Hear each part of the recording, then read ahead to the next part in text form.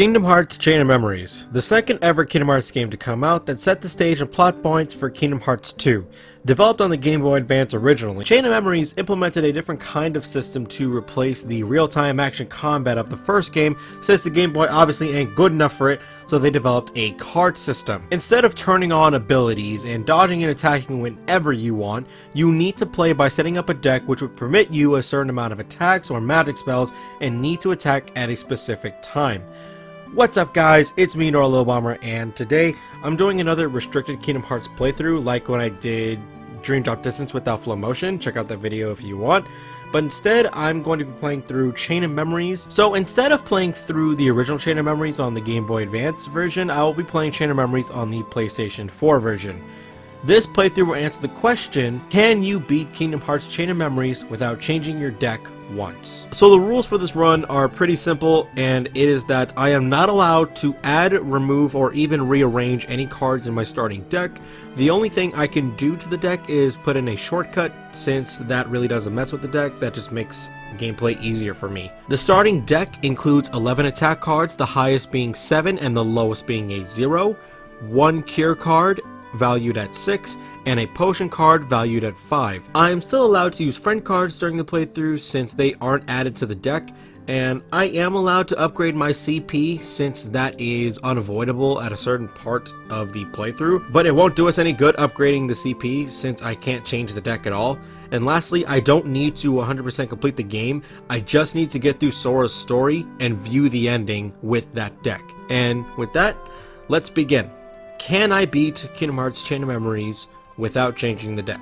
So the game starts you off in Traverse Town, and it's the first world. There really aren't any issues, but the established playstyle for this run isn't to rely on slides, even though I can still use those, but rather just mashing X.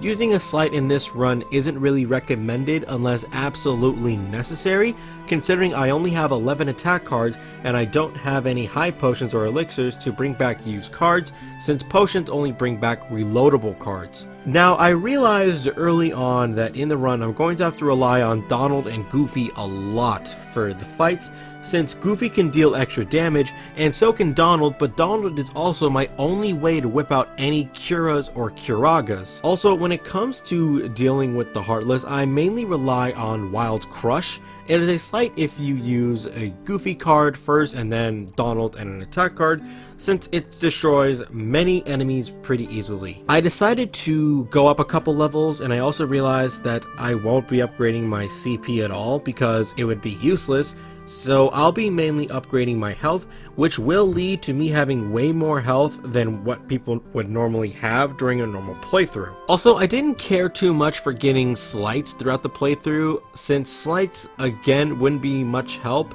but there was one slight which will be useful, but that will come later. For now, the guard armor was pretty easy, and this also sets a bar with bosses like the guard armor. See, bosses that throw out random cards like this are the easiest in this run. Even though they can throw out a 9 or an 8, which is higher than any of my attack cards, and I normally can't break them, with my highest card being a 7, I still have a 0 card, and some attacks are pretty easy to dodge to begin with when you get the timing right. Bosses like these I like to call RCBs, or random card bosses. With Traverse Town complete, we get our first real boss, Axel. Axel is the first boss that has a legitimate deck, and this boss actually reminded me to do something afterwards.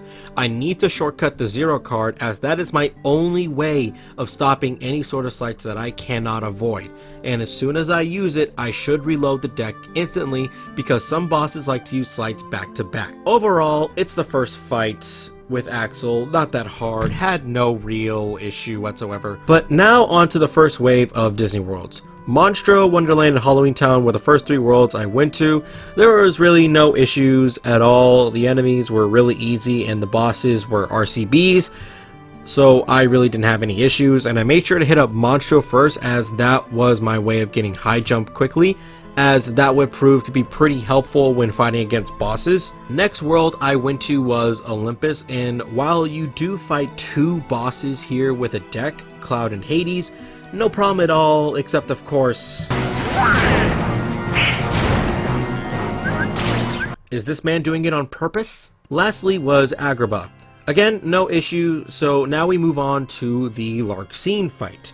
This is where there was kind of a spike in the difficulty, as Lark Scene has ridiculously fast attacks and often chains them together pretty quickly, so she can actually do a lot of damage pretty quickly. But I pulled through and I was able to beat her, and now I got the last wave of Disney World. I first visited Neverland. The enemies were pretty hard to deal with since they had high cards, so I started to rely more on special rooms like either Feeble Darkness to make enemy cards smaller or easier to deal with, or Meeting Room so that I can always start the fight with a friend card. Captain Hook wasn't really that hard since his slides often give me enough time to reload my deck and use a 0. But right after that, I'm actually dealing with someone who will be, without a doubt, the biggest roadblock in this entire run, Riku Replica. Not only is this replica really tough, you have to fight him not once, not twice, but 4 times. And each time he gets more difficult and adds more stuff to his arsenal. But the first fight was no issue at all. The next I went to Hollow Bastion, and while enemies were a little challenging, the boss really wasn't, since Maleficent was an RCB. And immediately we have the second Riku fight. This is actually where I died the first time, because Riku has a certain move that is pretty hard to work around. Whenever Riku uses this red card, he uses a 2-hit slash, but the problem is that the second hit will often stun you, and the stun can actually take effect more than once if he can land it more than once.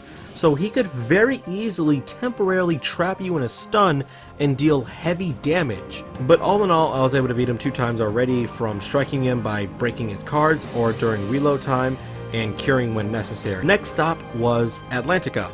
The boss was an RCB, no issue, and lastly 100 Acre Woods, which is a minigame world, so let's not even talk about that anymore.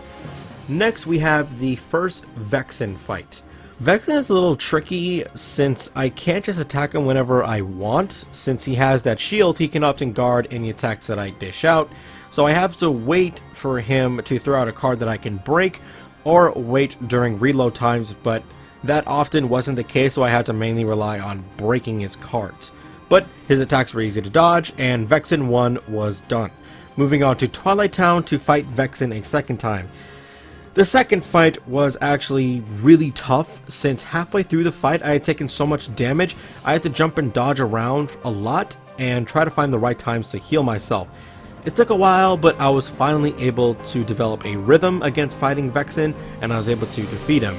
Next is the third Riku Replica fight. The fight gave me a whole lot of trouble, since I still didn't properly find a way to deal with his attacks, but eventually I found that jumping high enough will actually lead you to dodging most of his attacks, and when he does this slam move, that actually gives you enough time to reload your cards, or at least fill up the reload gauge halfway. After some deaths, I was finally able to beat him. Now we show up at Destiny Islands, and I know Darkseid won't be a challenge since he is an RCB.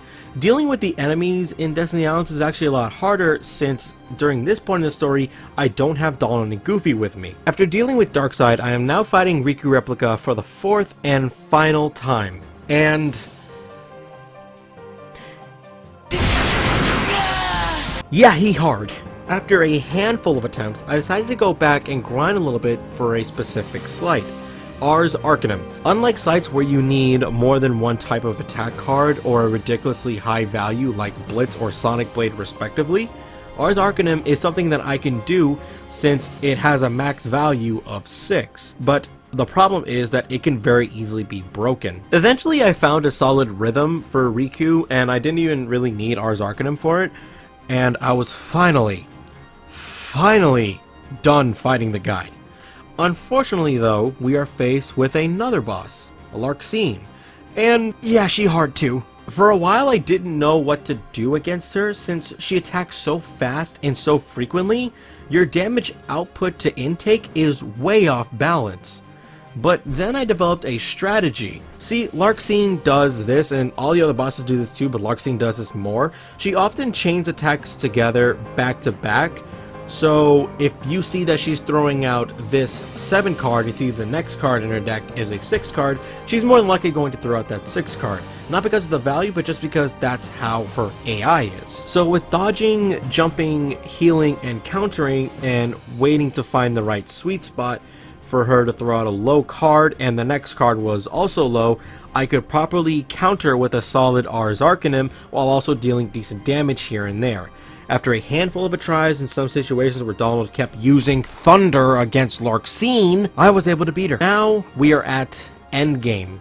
Now, I don't need to worry at all about having room cards, since I made sure to max out near the start of the game so that we wouldn't have this problem. Since the enemies in Castle Oblivion are worse than any other world, I knew it would probably be best to max out my map card so that I wouldn't have to deal with enemies to progress through the world. Before I made my way to fight Axel, I actually decided to head over to the Keyed Rewards room and use my Keyed Rewards card that I picked up a few worlds ago. The reason I held off on using my Keyed Rewards, and the reason I'm using it now, is because the reward in Castle Oblivion is Super Glide, which makes jumping and evading attacks much easier. After that, time to fight Axel for the last time. Axel was surprisingly easy. Just keep reloading the 0 to break his sleights and you'll be fine, and throw out some Ars Arcanum too. But now we are facing what is without a doubt the biggest roadblock in the entire run, the first Marluxia fight. I died many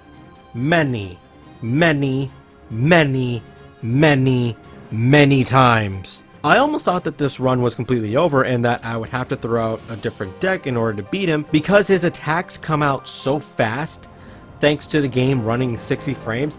I really didn't know what to do. The most I could do was probably about 3 to 4 bars before I bit the dust. Then I developed a strategy that is, in all honesty, pretty cheap, but it was the only thing I could do against the 60 frames per second, and it's the only time I've ever had to do this during this run. I had to use pause spam. Basically, I kept pausing and unpausing the game to essentially make the fight go at such a slow pace I could react to attacks appropriately. Eventually, I learned how to avoid his attacks, kept carrying when necessary, and threw in some Ars Arcanum when needed, and finally, I beat Marluxia. But we're not done yet. Lastly, I need to beat Final Marluxia. Now, I needed to be careful, as even though Marluxia is an RCB, his first phase can cause some damages, and his second phase can toss out slights, which will definitely destroy you, and if you die during the second phase, you gotta restart the whole fight. But eventually, I was able to beat him, and with that, Chain of Memories is complete. So it actually is possible to beat Chain of Memories without changing your deck once. It's actually crazy to think that, in all honesty, the game gives you the winning deck at the start of the game. I definitely developed more of an appreciation for sleights and different cards from this game in this run. My favorite fight from this playthrough was definitely the Axel fight. I beat him with a perfect Ars Arcanum finish, you really can't beat that. And my least favorite boss fight was either the 4th Riku Replica fight, or the first Marluxia fight. These fights were absolutely terrible. I thought about doing a special run for Riku in Chain of Memories, but I really can't think of anything I could outright restrict in Riku's run. If you come up with something, let me know in the comment section. Either way, this run was great. I went through the whole game and beat all these bosses with literally just these 13 cards. And this is the end game screen, just to show you guys. It took me 26 hours to beat the game, and by the way, 8 of those were dedicated to the first Marluxia fight. But with that said, that's going to do it for me in this video. Hope you guys enjoyed this. Hope you guys rate, comment, and subscribe. And if you have any other ideas for like restricted Kingdom Hearts runs, please let me know so that I can try them myself and see if it is possible to do something in Kingdom Hearts without a certain thing. So again, make sure you rate, comment, subscribe, check out my Twitter, my Twitch, check out my Discord. This has been Noir Low Bomber, and I'm out.